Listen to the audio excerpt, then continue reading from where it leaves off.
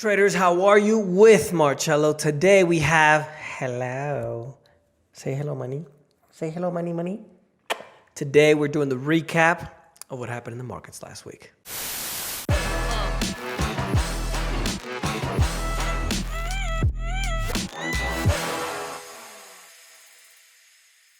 So we have pretty much he's been very well behaved. For those of you guys listening on the podcast, he just woke up, so he's a little rowdy right now. But we had generally the same situation that we had over the last few weeks, where the same concern is for the supply chain crisis, and then in addition to that, the rising inflation.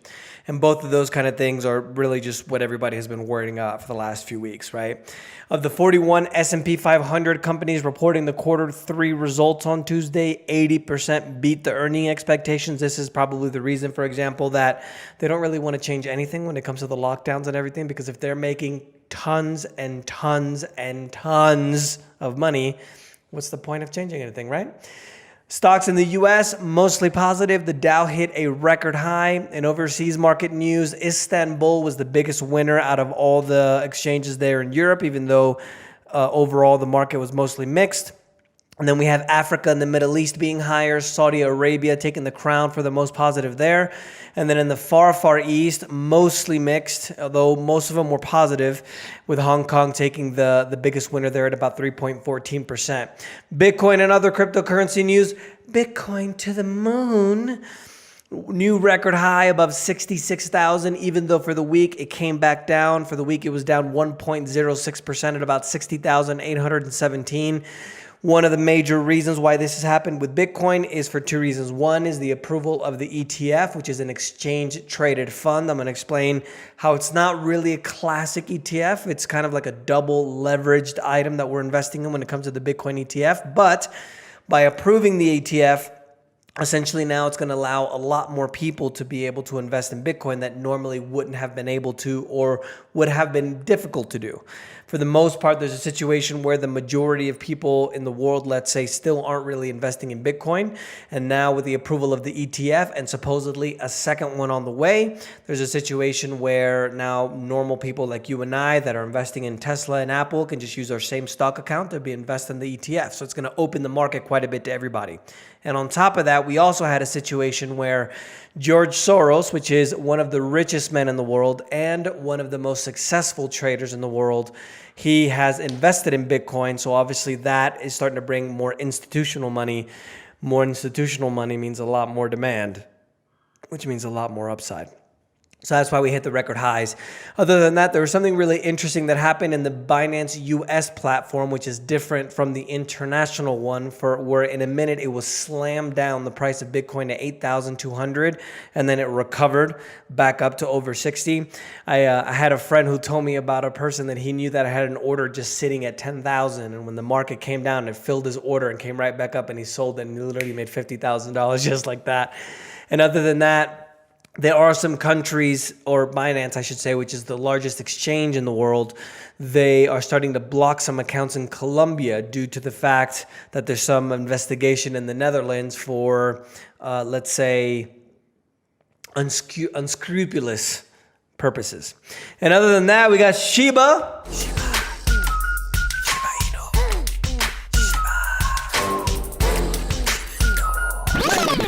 Literally has gone up, 22%. So for those of you that didn't get on the Doge train, now you can get the Shiba shitcoin if you guys are interested in that. Other than that, we have a situation where Bitcoin for the year is up almost 110%. Commodities, crude is surging. It's the 9th positive week. This is intensified by the energy supply crunch. So this is part of the situation with the supply chains, right? We can't get products from A to B, and then due to the fact that we have I think they're doing it on purpose, in my opinion, but then we also have a situation where even in China and even in the US, for example, the winter is starting to come early and it's starting to be a lot colder than what would be expected. And so now we have a situation where the normal supply of the items are not there because we just can't get stuff where we need to. If you remember, a country like China, for example, still relies a lot on coal Okay, so if I remember correctly, I believe it's 47% of the production of energy in China is coal, but it's a huge percentage. And so if they can't get the coal to run their power plants, then they can't have electricity. And if you guys remember over, I think it was 2 weeks ago, in the recap that I did, I talked to you guys how China was forcing factories to close because of the energy crisis. So you can kind of see where all this is heading. We had a situation as well where Austria, the government of Austria and the government of Germany advised what their citizens should do if there is an apagón. I'm thinking in Spanish because I always do the videos in Spanish first. A blackout. I'm going to translate this from Spanish to English. It's funny because when I went back to the U.S. after being so much time in Latin America, I'm thinking in Spanish, and so I can't think of the English words. And so apagón in English is blackout. Yeah. So the governments of Austria and Germany are warning their citizens against what they should do in a blackout. I think this is coming. So if you guys are listening to me, especially if you guys were listening from the old channel, the Day Trading Academy channel that YouTube took down for no reason, you guys know that the majority of times the things that I talk to you guys about happen to happen. And so if you are listening to this, you should become a little bit of a prepper just in case there is a blackout, right? If the electric goes out or if they have to shut down, for example, a new power plant because they can't find the coal to be able to burn. The Tampa area, for example, you guys that are in the Tampa, Clearwater, St. Pete, Brandon, that whole area where I grew up, they have a coal power plant there. So if they can't find the coal because of the supply chain issues, I'm not making this up, right? They literally are having problems finding the coal. And China is one of the biggest burners of coal in the world, then you're not, they're going to start to have shortages and blackouts. And so have some canned food. Every time you go to the store now, buy some canned tuna, buy a little extra toilet paper, just to have a little bit extra because I think this is coming and you don't want to be caught flat-footed if it actually does. Now, this is intensifying with the situation that the winter is coming a little bit earlier and a lot colder than normal. In China, Eastern China, it's 10 degrees colder than what the average. And so that means a lot more heat, a lot more electrical production, a lot more coal, a lot of other products they burn to be able to go ahead and heat homes. For example, Europe is having that crisis with the natural gas. Russia is not increasing the production to send over to Europe, so the prices are skyrocketing. So if there is no blackout, basically you're just not going to be able to afford to pay your electric. Just so you know what's going to happen. Other than that, U.S. crude is up for its 9th week in a row, 1.79% this week. International Brent is up 0.78%. Gold and silver prices are also going to the moon. If you guys remember 2 or 3 weeks ago, I told you guys when it went down to about 21, 22 silver, I told you guys this is a good moment to take a look at it. Obviously, I can't give you trading advice or accounting advice or legal advice because I'm not an accountant or a trading advisor, but take a look at it because very soon it's going to go parabolic, probably in the next few years. Gold went up 1.41% to 1,793, while silver went up 4.27% at $24.40. And a lot of you guys that are always ask me, for example, how I trade and things now. I do more long-term trading, mostly in the silver market and the silver miners. And I had a great trade. I shared something on the Spanish Instagram, but I'll share it with you guys here. It was, I made like 24 or 30,000 this week, which was great. So other than that, precious metals definitely up for the week. Financial and banking news, there's a huge slowdown in China's economy due to the fact that they're starting to crack down what it seems like on everything. This basic situation that we had with Evergrande, which a lot of analysts were talking about, was China's Lehman crisis moment. Lehman crisis being the 2008-2009 crisis. Well, 25% of the economy in China is literally the real estate market, right? And so keep in mind that we have a situation that if the second largest economy in the world, if 25% of the economy that they have goes down quite a bit, obviously it's going to reverberate throughout the entire economy as well. Real estate market in the U.S. is also slowing down, right? Zillow reported that they're not buying as many houses anymore because obviously there's not as many buyers. So, things are starting to show that the economy isn't doing as well now as it was before, or at least recovering as well as it was before. British inflation showed an unexpected rise in September. It went up by 3.1% on an annual basis in August instead of the 3.2. So I think I said that the opposite. So it slowed down unexpectedly. German producer prices went up 2.3% month over month. So this is important because obviously Germany, they manufacture quite a bit of things, especially cars, right? Mercedes-Benz, BMW. But if their prices are going up by 14% annually, which is much higher than what analysts expected, the price of shipping a container has gone up by 400, 500, 1,000%.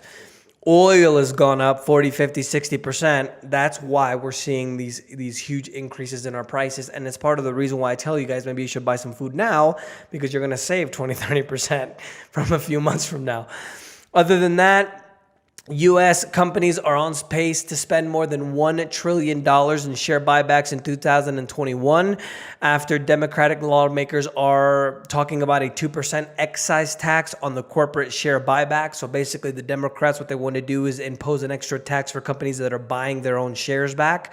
Other than that as well, the U.S. Treasury Department on Friday said that the deficit in the United States went up to $2.8 trillion in fiscal year 2021, which is the second largest in history, only to be beaten by the year of COVID, which was 2020, which was $3.1 trillion. So even though the pandemic, I don't know if we say it's over. I guess it's not really over, right?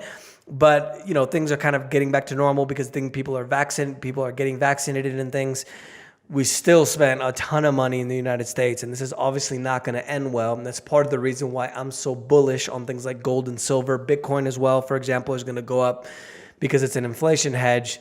But if the Australian and German governments, for example, are right about advising their citizens about some kind of blackout, obviously you're not going to be able to pay with Bitcoin if there's a blackout, right? But you'll be able to pay with silver because you bury it somewhere. You put it under your bed with your cash.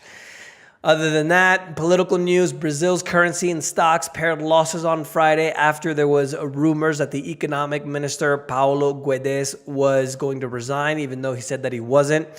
Obviously, there's a situation in Brazil. And one of the things I really find fascinating is if you compare a country like Brazil to Canada, I don't know if they're relatively the same size because Canada is relatively larger, but obviously there's a huge portion of Canada that you can't really use because it's literally just under ice, right?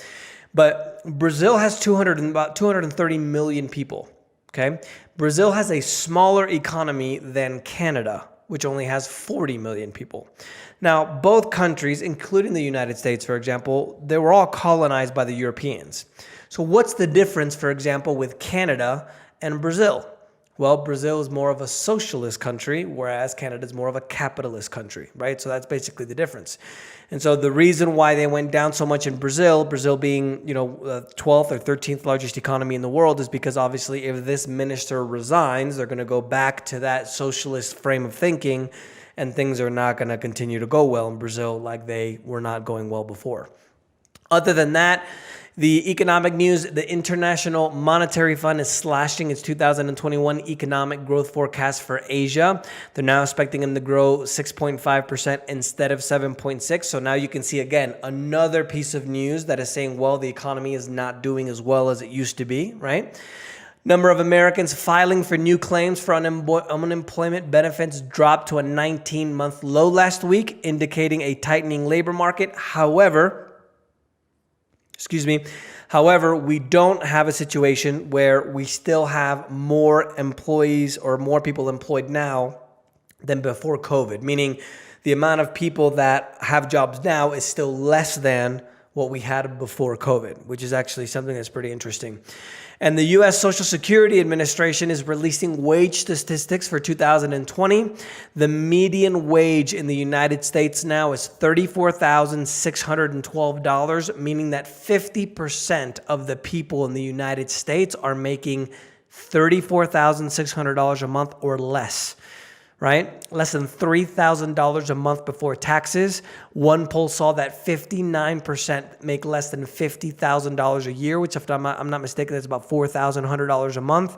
And essentially most Americans now are living paycheck to paycheck, and the middle class is disappearing. And this is very This is a very bad thing because the economic engine of the United States is the middle class, right? So we're moving in a direction where it's going to be kind of like a third world country where there's going to be the super rich and then the poor, and there's not going to be much in the middle.